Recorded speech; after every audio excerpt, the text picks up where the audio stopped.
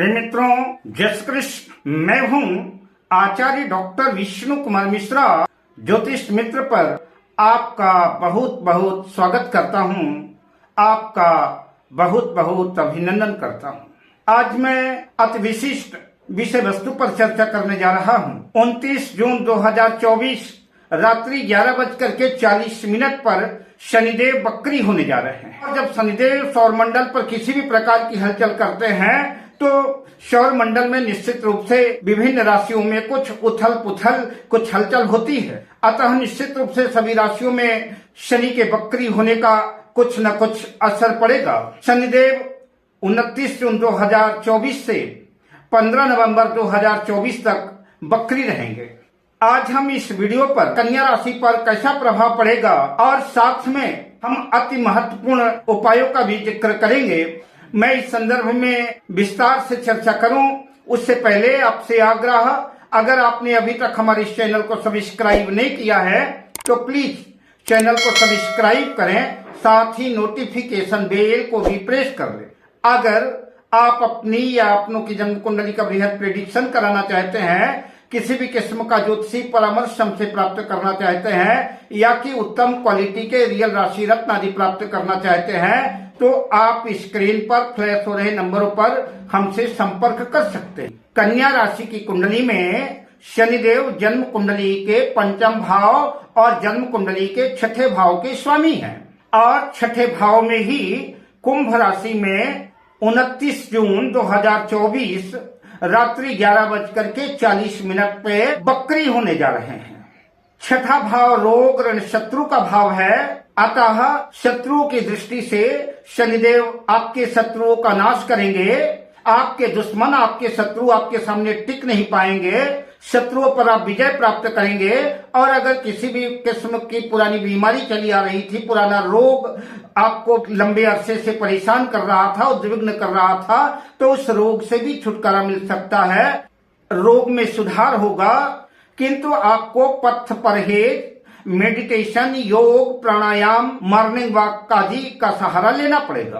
तो रोग बीमारियां दूर होगी, शत्रु आपके समाप्त होंगे, किंतु कर्ज की स्थितियां बन सकती है। इसलिए आप कोई लंबा कर्ज आदि लेने से बचें, वरना जो है तो बाद में जो है उसकी भरपाई करने में मुश्किलें आएंगी।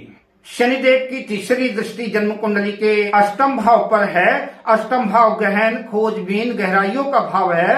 अतः आप कोई अनुसंधान कर रहे हैं, कोई खोजबीन कर रहे हैं, पीएचडी कर रहे हैं, नीट की तैयारी कर रहे हैं, एमबीबीएस आदि कर रहे हैं, आपकी रुचि तंत्र मंत्र गुप्त विद्याओं की तरफ है, परापरा की तरफ है, तो निश्चित रूप से शनिदेव आपको सफलता प्रदान करेंगे, आपका मंगल करेंगे और आपके स्किल और आपके हुनर को और निखारेंगे। अगर आप बिल्डिंग कंस्ट्रक्शन से जुड़े हुए हैं, बिल्डिंग मटेरियल आदि का, बजरी, गिट्टी, लोहा, सीमेंट आदि का काम कर रहे हैं, टाइल्स का काम कर रहे हैं, टाइल्स से संबंधित काम कर रहे हैं, शीशे का काम कर रहे हैं, पुरानी वस्तुओं का काम कर रहे हैं, तो इस वक्त आपको अच्छे लाभ की संभावना बन सकती है।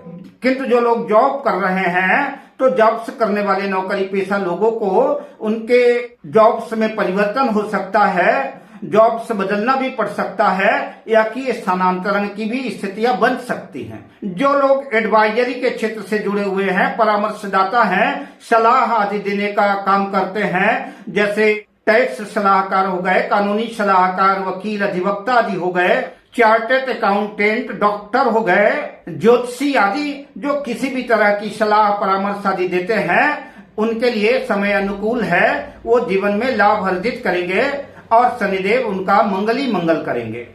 किंतु परामर्शदाताओं को चाहिए कि वो समय समय पर अपने ज्ञान को, अपने स्किल को और निखारें और मेहनत करें और सही एडवाइस करें।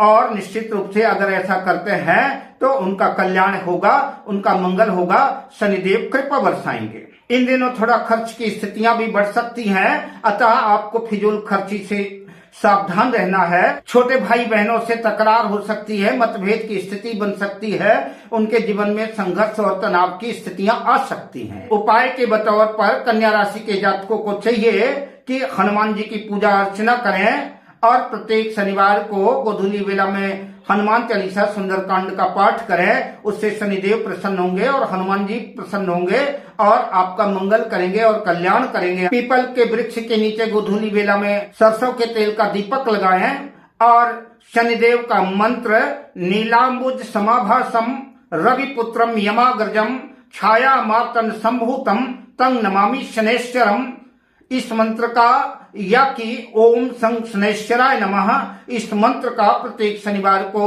एक माला जाप करें। ऐसा करते हैं तब भी शनिदेव की कृपा पात्र बनेंगे आप और शनिदेव आपका कल्याण करेंगे। आपको अपने मन को भी एकाग्र करने की जरूरत पड़ेगी। मन के भटकाव के लिए आपको मेडिटेशन, प्राणायाम और एक सकारात्मक सोच के साथ आगे बढ़ने की आवश्यकता है, तभी आप अपनी मंजिल को एक नई ऊंचाई प्रदान कर सकेंगे। अब मैं आपसे लेता हूं विदा, शुभकामनाओं के साथ। जय श्री कृष्ण।